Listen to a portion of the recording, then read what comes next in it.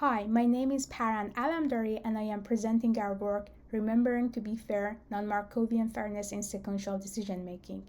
This is a joint work with Toryn Klassen, Elliot Creager, and Sheila McIlraith.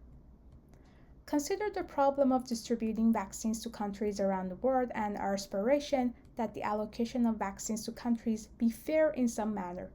Ideally, we might want to allocate vaccines perhaps in proportion to population to all countries at the same time. But this is not feasible in the real world as delivering vaccines to different parts of the world presents many logistics challenges. More realistically, we may want to have a long-term fairness objective wherein eventually, after all the vaccines have been delivered, we can claim that they were fairly allocated. By realizing this could be very time-consuming, resulting in some countries waiting a very long time to receive vaccines, which can be deemed unfair to those who must wait. To illustrate, consider two greatly simplified processes to distribute 80,000 vaccines to countries A and B.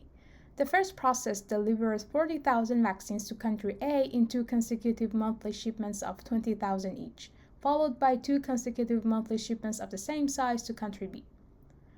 In the second process, A and B each receive 10,000 vaccines each month for 4 months. Each process results in the delivery of 40,000 vaccines to each of A and B, which seems fair.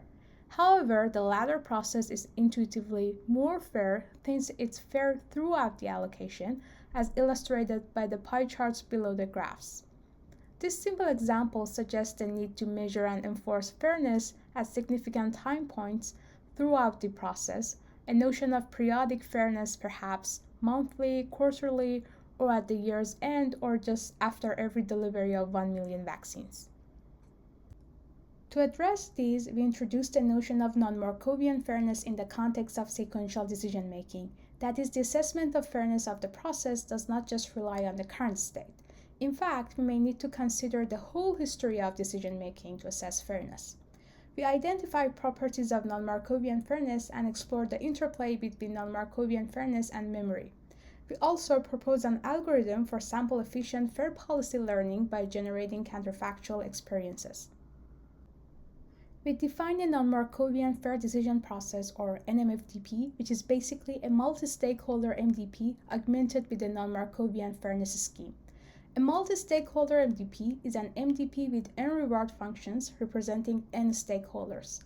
The fairness scheme consists of a stakeholder status function, which tells us how well each stakeholder is doing at a certain point of time, an extended aggregation function to aggregate the status of stakeholders and determine how fair things are, and a filter function to indicate which time steps to include in the fairness assessment.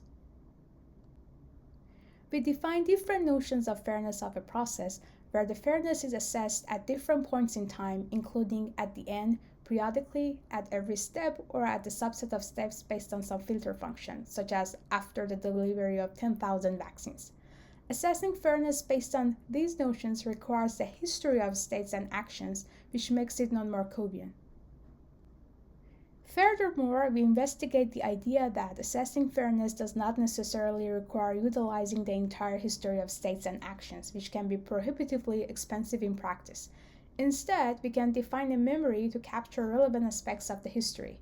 We show that under certain circumstances, we can use the memory to convert non-Markovian stakeholder status functions to Markovian ones. In the paper, we show that in some cases, we can apply standard RL algorithms to an NMFDP and modify off-policy algorithms such as Q-learning and DQN to generate a set of counterfactual experiences after each real experience in the environment. We generate the experience the learner would have had it been in a counterfactual memory state instead of the actual one, and use these in the training. We show that the tabular Q-learning with this modification will still converge to an optimal policy. We call our approach Fair Q-learning with counterfactual memories, or Fair QCM. Please check out the paper for more technical details and experiments, and come visit us at Poster Session 4 on Wednesday at 1:30 p.m. Hall C, poster number 2412. Thanks for watching.